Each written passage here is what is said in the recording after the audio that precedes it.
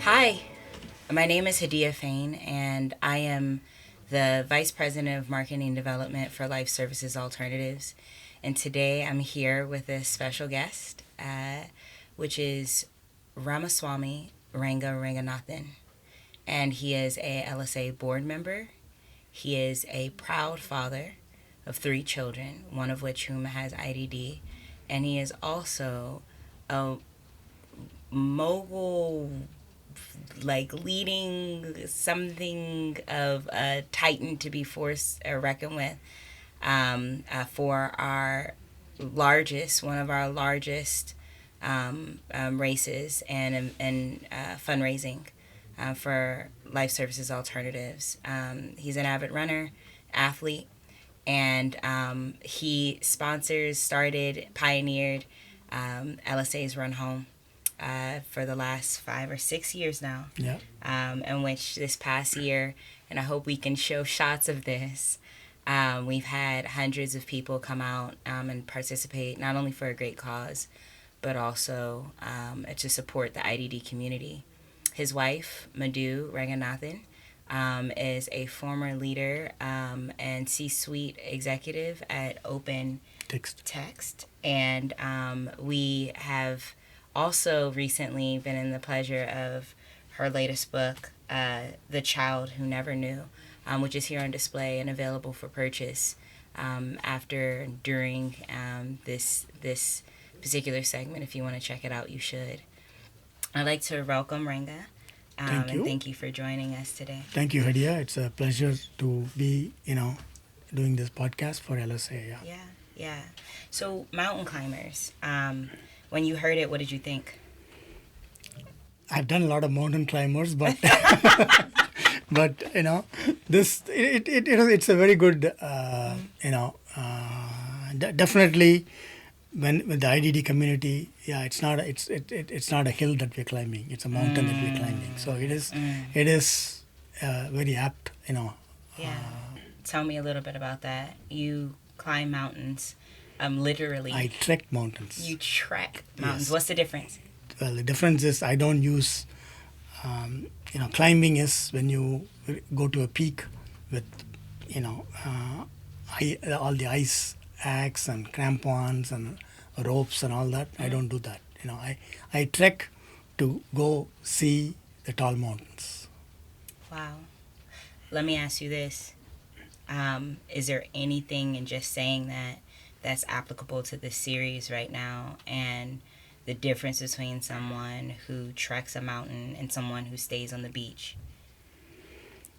Well, it all depends on the individual's passion, right? So some people like scuba diving, some people like bicycling, Yeah. and definitely, yeah, I like both running and trekking. Yes. And I would love to see all the 14 tall peaks. Yeah.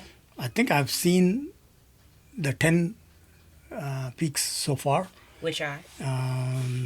Starting from Everest, Kanchenjunga, Annapurna, Dhaulagiri, Lhotse, Makalu, Manaslu, Shishapangma. Let's see, 2 more. Yeah. You're going to have to share those photos with us, because I know there's going to be some viewers and listeners that are really excited to see that. Where'd you just come back from? What was your most recent peak that you saw? The latest one was, in this trip, to Nepal, I saw Annapurna and Dhaulagiri. Okay. And right before that, I was in Tibet when I saw right. almost all the peaks, in different angles. So. Yeah. Could I just get up off the couch and go and see those things with you? Yes. Like I could literally being a couch potato. No, you have to train for that. Yes. Okay. I will train you. So tell me what goes into training. Lots of running, lots of climbing. With the backpack. And a lot of endurance. And Endurance. yeah. And hydration and the eating habits, everything. Yeah, so basically your life becomes Yes. a training ground for seeing these peaks. Yeah. I think it's okay. I'd like to talk a little bit now about your definition of endurance. What does that word mean to you? So endurance is, both physical and mental, right? And when we do things like running a marathon or an ultra marathon or do these long treks, it trains your body and mind. And when you come back to the real life, it gives you the same endurance to fight all the battles that you need, especially now that we're going to be talking about IDD and all that. Yeah, we need to fight for our children and siblings, whatever, right? So all that gives endurance and then the strength. Can you, and you, thank you for saying that. Can you begin to walk through what you, I know that you've spent some time, especially at Analog. You've recently retired. Congratulations on that. Thank you. Yes. Help me understand what got you to the place where you were at Analog. Maybe San's children necessarily, but how you were able to endure in Analog. And you don't have to talk about the terrible boss that made you made you sick. But no, actually, I was able to handle every single boss that I've had. Now it's not just Analog, because my career was like 40 years in the semiconductor industry, and the thing I tell my children, my two sons, is that the thing I'm proud of in 40 years of semiconductor is I never got laid off. Wow. And that is that real? Yeah, that's because you have to deal with the situations. You have to go through and adapt to tough situations and everything. I do not know. We are going to talk about this. How does one in a semiconductor, because the import export tariffs and all. Well, those are all now. Those are all recent. Right? But how do you not get laid off? Tell me about that. Well, but the thing is, in semiconductors, typically it's a cycle.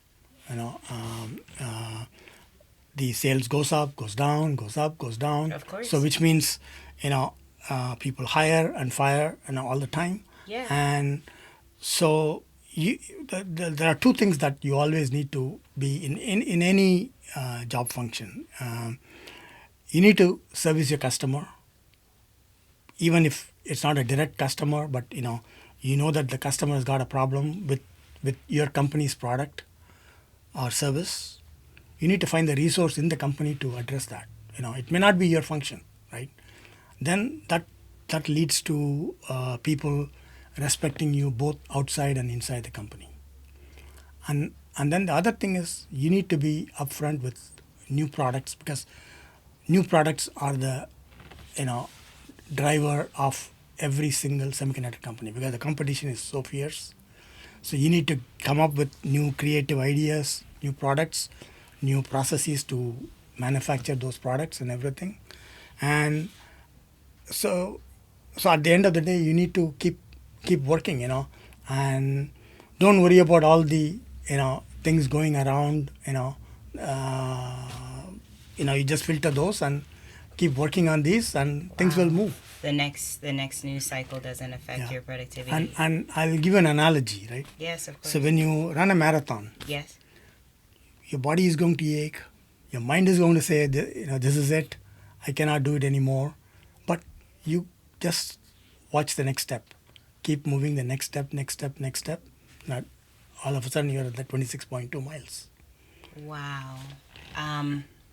So many things I want to put my hands on that you just said, because it's not the way that people normally think. I think that there's a lot of people who would say, I'm just trying to survive every day.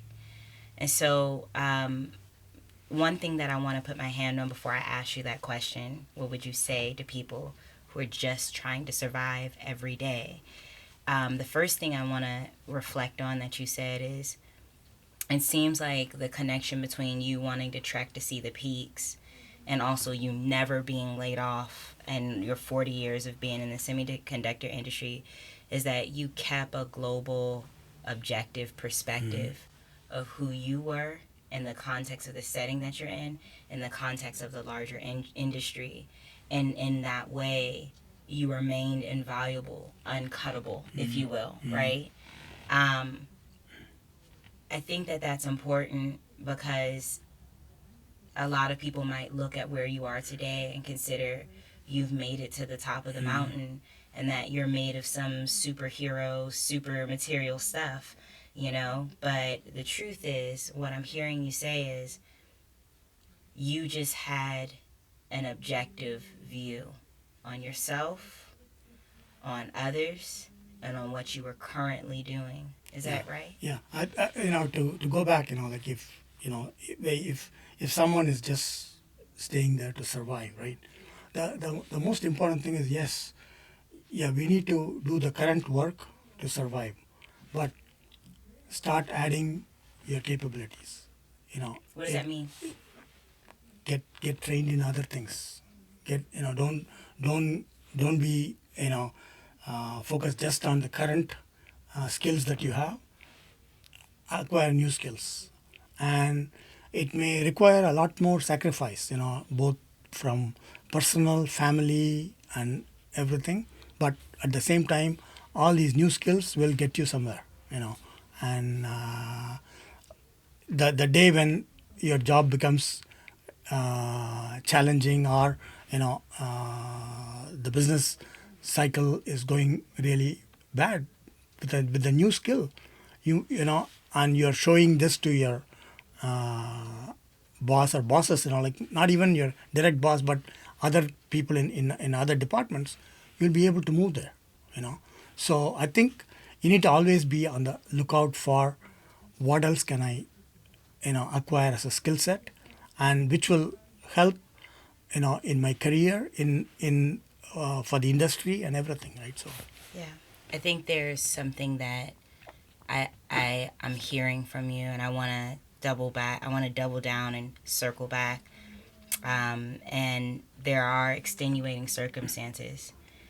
People experience things that prevent them yes, from being able to see beyond the moment that they're in. yeah, It's not their fault that they're trying to survive.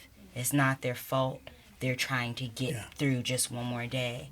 And I know that we're here for a purpose with IDD, right. but I appreciate you taking the time to talk about a larger conversation, because I think that's what makes the peaks and the air rare and the endurance necessary to try to trek these mountains and see these things, because you don't know what you're going to expect. Has there ever been a time when you were on a trek and you were unexpectedly hit with something you did not plan for, and you could not use your endurance and your training to get out? I'll give several examples. Oh, I want to hear it. He said I have more than one. But before that, since you asked about, how you can help people who are trying to survive and so on, right? I think the most important thing, we'll talk about this later on in the IDD space also, is mentor. Find a good mentor. Look for good mentors. Network. You network people, and all these skills are going to help out, not just in your job function, but in your lifestyle also, right? And so on that note, right, if you go back to, I've been start with running, right? So I've been to a race in Napa Valley. That's around the corner. That's up the street. Yeah. So here I am, going on a Saturday. Sunday is my race. Saturday night I had a very high fever. I went with my friends. So I said, this is not the time for me. So I didn't do it. Another time I was not well. I started a race in San Francisco. First 6-8 miles was terrible, but but then you shrug it off, and after that you finish. So you have both cases, right? But you need to know when you need to back off. Same thing in the trekking. This even the last time when I went for the trekking, this one day we were going to go to this viewpoint uh, early morning. For whatever reasons, and I don't want to get into, but early morning we had to go to this peak climb about 300 400 meters, but you're already around 12,000 feet, and I was going up, well, and then maybe about 200 feet below that summit point, I couldn't even stand. So I sat down, I tried to recuperate. Then I told my guide, hey, I'm going to go down. I went down, and then later on that same day we going on a hike, right? We're going on a hike, and I didn't know I was going to see this peak, right? Because that is the peak we were going to see in the sunrise, and but about half an hour into the trek at that time, all of a sudden I saw this peak. I wanted to make sure, hey, is this Dhaulagiri? And he said yes. And I told the guide, okay, give me 2-3 minutes. I need my moment with this mountain, because the mountain doesn't show its face unless it's the grace that flows into you. So you cannot just say, oh, I want to see the mountain. No, if the time is right, you will see it. But it was the same day, right? I couldn't do it, and then I see the mountain with all its glory on the same day. Wow. I think there's a few things, especially now that we've talked about the literal mountains you've climbed, talked about corporate America. You're married. Yes. And how long have you been married? 40 years. 40 years. Yeah. Okay. And I'm assuming everything's been perfect, so we don't have to talk about any. Well, no, it's okay. yeah, you guys have yeah. a perfect marriage. You guys Yes. are power couples. Well, the thing is that the fact that we survived 40 years Yes. itself is perfect. What would you say? What would you say was a defining moment in the beginning of your marriage? I think in the beginning of the marriage, just like anybody else, we had all our dreams and everything, and so when my wife Madhu came to this country at that time, we were married for a year and a half, so she had to wait for her green card to get here, and she got pregnant with Sitara, and we had a good time for the first 8 to 10 months. And after Sitara was born, first 1.5 months was still great, and after that is when things went downhill. But on the other hand, like one thing was, I think the book also talks about it. That's where the book my wife titled it as The Child Who Never Knew. It's about the child who did not know how many people she has impacted in life. And of course, the first ones who she impacted was both myself and my wife. And that's the strength of the family, And we were, we had a purpose in life to make sure, we give the best possible life for Sitara. And what do we need to do to achieve that, Yeah.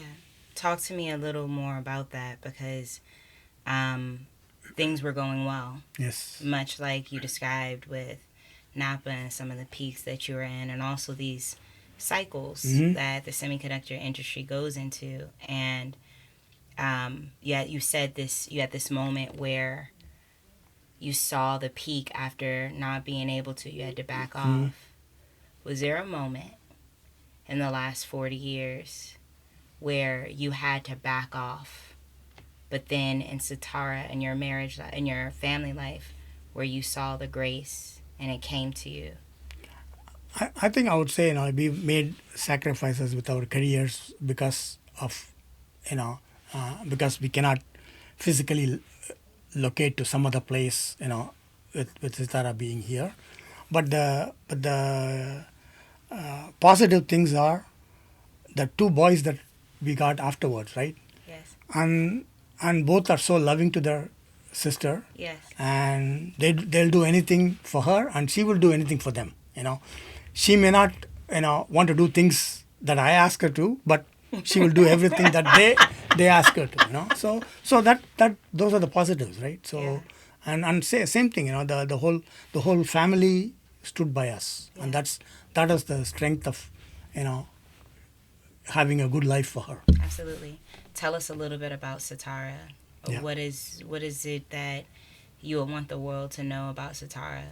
So Sitara's case was, it's not just a regular IDD because she had a lot of medical issues, and you know, the book talks in detail, but just to summarize, she's had medical problems right from birth, which we didn't know, and I would say that, there are some, limitations of at that time in California, the doctors and the system itself. But in 2 months, we were moving to Boston, you know, and this is, not, we planned to move to Boston, whether she was perfect or not. But it so happened that we moved to Boston, where she got the best care for both medical, Wow. early intervention, everything, right? And Wow. you can't ask for anything more than that. Wow. Tell me, it seems like everything all worked out in the end. What do you see? Yeah. So I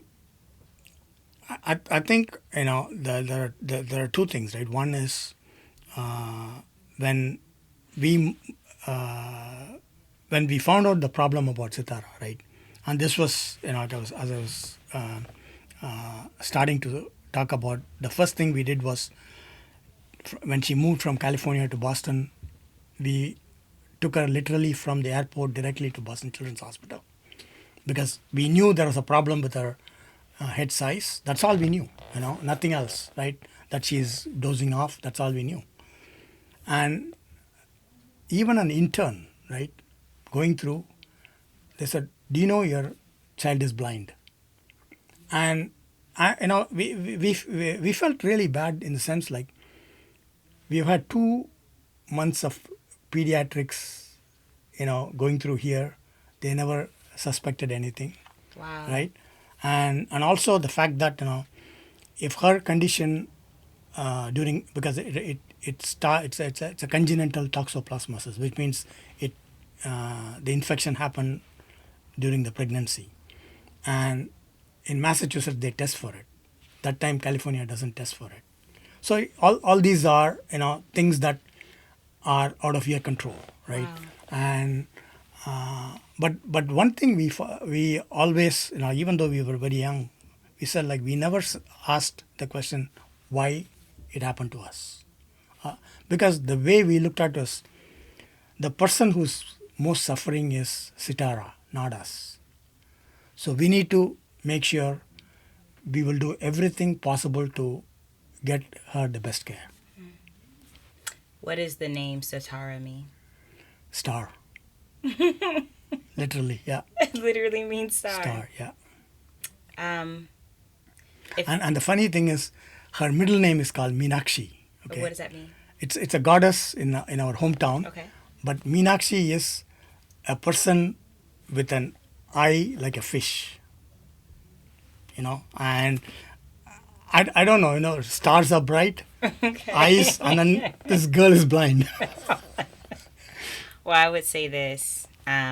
You've been very kind to share with us today, and I think that you've done so many great things for Sitara, but Sitara has also done amazing things herself.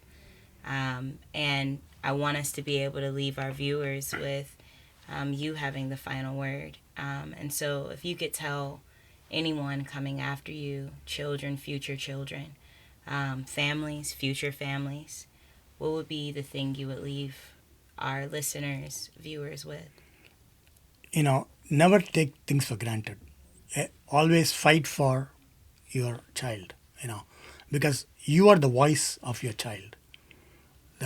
Your child cannot go and fight the system. And may it be hospitals, may it be the schools, may it be the regional centers, anywhere, right? You need to fight for your child.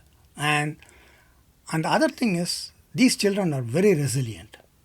They may have deficiency in some area, but they have strength in other areas. I know kids, like who we train now for running, right? These kids can run without any problem. But yeah, they do, they cannot speak and all that, but so be it. The guys are very smart. Yes. So we need to find whatever is the strength of your child and enhance on that. Just one small example I give you. My nephew's son, very highly autistic. They moved from Chicago to India, and he had a personal. Of course, he's physically he was pretty strong. He had a personal trainer for different things. So this kid has trekked to the third largest peak by base camp, Kanchenjunga base camp. He does rock climbing. He does half marathons and marathons.